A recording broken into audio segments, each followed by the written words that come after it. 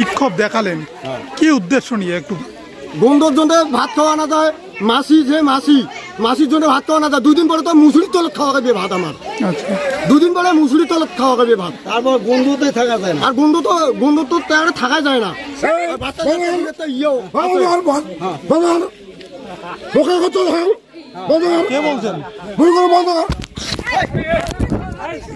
আপনি বলুন কি বলতে চান, বলুন।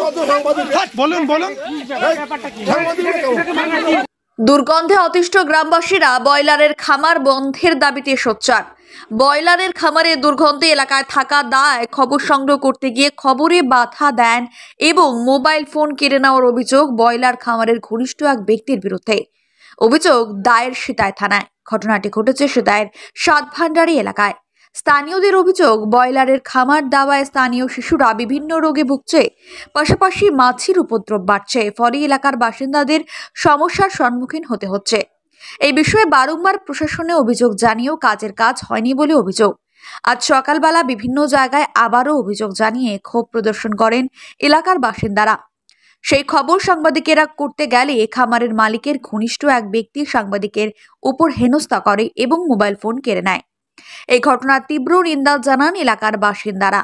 এই বিষয়ে স্থানীয় এক বাসিন্দা কথা, ব্রয়লারের খামার লাগানো এলাকার বেশিরভাগ মানুষ বিভিন্ন রোগে ভুগছে, দুর্গন্ধে থাকা দায়, পাশাপাশি সেই খামারের ভিতরে নেশার সামগ্রী বিভিন্ন সময় পাওয়া যায়। তাই প্রশাসনের দৃষ্টি আকর্ষণ করে তারা জানান অবিলম্বে সেই খামার বন্ধ করে দিতে হবে, নচেত তারা ব্যবস্থা গ্রহণ করতে বাধ্য হবেন বলে জানান।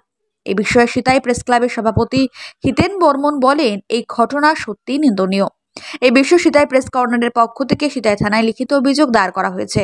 এই বিষয়ে সিতাই থানার পক্ষ থেকে জানা যায়, পুরো ঘটনা খতিয়ে দেখা হচ্ছে।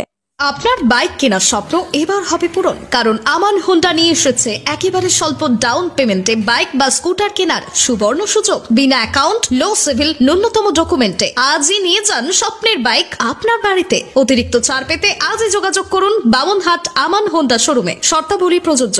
যোগাযোগ করুন 9002805414। যখন বাচ্চা এখানে আসে, কিছুদিন পরে গন্ধ হয় এলাকার লোকের কমপ্লেন ছিল যে এইটাকে বন্ধ করা দরকার। তাই আমরা বিডিও অফিসে প্লাস থানায় এর আগে 2 আইসি করে একটা দরখাস্ত করেছিলাম। তখন বন্ধ হয়েছিল। যাই হোক, ওনারা বলছিল প্রশাসনের দিক থেকে যে বাচ্চাগুলো যখন শেষ হবে টাইম মিসিউড হওয়ার, এই তো 5-6 দিন ছিল, মিসিউড হওয়ার পরে বাচ্চাগুলো বিক্রি করছে। এখন বিক্রি হওয়ার পরে বাচ্চাগুলো যখন বিক্রি হয়ে যায়, তারপরে বলা আছে খামার বন্ধ থাকবে।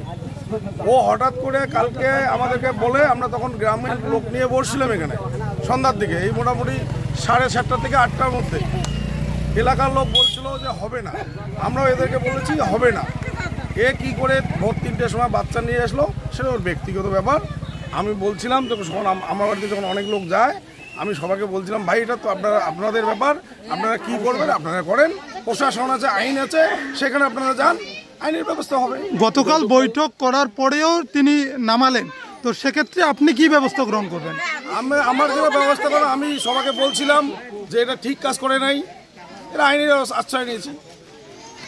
তো এই সাংবাদিকদের উপর আক্রমণ হানলো আপনাদের ঘনিষ্ঠ বলে পরিচিত ওই ব্যক্তি, এমনটাই জানালো এলাকাবাসী। এই বিষয়টা নিয়ে কি বলবেন?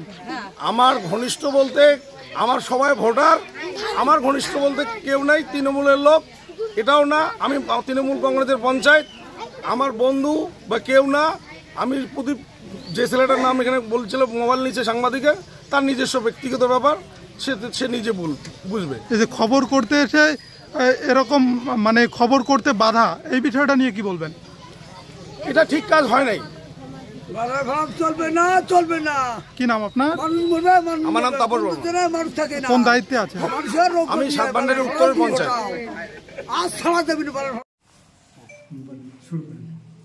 আজকে আপনাদের সাংবাদিক খবর সংগ্রহ করতে গিয়ে আক্রান্ত হয়েছে এলাকায়, এই বিষয়টা নিয়ে কি বলবেন?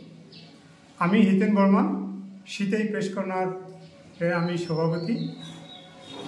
আজকে সিতাই ব্লকের সাতভান্ডারি গ্রামে একটি মুরগির খামারের দুর্গন্ধ এলাকার জনগণের সমস্যার সৃষ্টি করেছে। এরই কারণে, এরই প্রতিবাদে এলাকার জনগণ তারা প্রতিবাদ করছে এই খামারের কার্যকলাপ এবং মুরগি চাষ বন্ধ করার জন্য। সেই সংবাদ আমাদের সাংবাদিক মহোদয় তারা ওখানে সংবাদ করতে গিয়ে স্থানীয় এক যুবক প্রদীপ বর্মন, পিতার নাম গাদলা বর্মন, সে আমাদের সাংবাদিকের মোবাইল কেড়ে নেয় এবং হেনস্থা করে। এটা একটি নিন্দনীয় ঘটনা। সাংবাদিকরা আমরা সমাজের কাজ করি, আমরা সাংবাদিকরা সমাজের বিভিন্ন সমস্যা তুলে ধরি। আমরা সমাজের কাজ করতে গিয়ে যদি আমরা সাধারণ জনগণের হাতে লাঞ্ছিত হই, তাহলে আমরা সমাজের কাজ কীভাবে করব। এটা অবশ্যই নিন্দনীয় একটি ঘটনা। আমরা প্রশাসনের দৃষ্টি কামনা করছি, এই প্রদীপ বর্মনকে আইনের আওতায় আনা হোক। এ ব্যাপারে থানায় এজাহার করা হয়েছে।